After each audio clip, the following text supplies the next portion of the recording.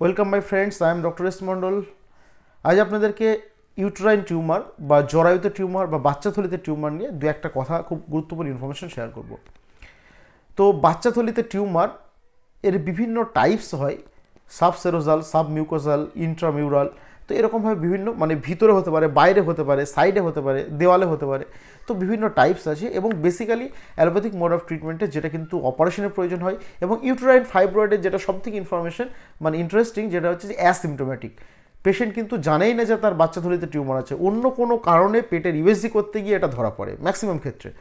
কারণ বেশিরভাগ ক্ষেত্রে কোনো সিমটমই থাকে না, এবং যাদের ক্ষেত্রে সিমটম পাওয়া যায় তাদের ক্ষেত্রে পেন থাকে সামটাইম, এবং মেনোরিজিয়া, প্রফিউজ মেনস্ট্রুয়েশন, এরকম টাইপের বেশ কিছু সিমটম কিন্তু আসে। সেখানে কনস্টিটিউশনাল হোমিওপ্যাথিক ট্রিটমেন্টে কিন্তু মার্ভেলাস রেজাল্ট আসে। বেশ কিছু কেস আমার ইউটিউব চ্যানেলে দেওয়া আছে এবং ফেসবুকে দেওয়া আছে, যেখানে কিন্তু পেশেন্ট কমপ্লিটলি কিওর হয়েছে। তার পুরো ডিটেলস আপনারা গিয়ে দেখে নিতে পারেন, প্লেলিস্ট করা আছে। Thank you.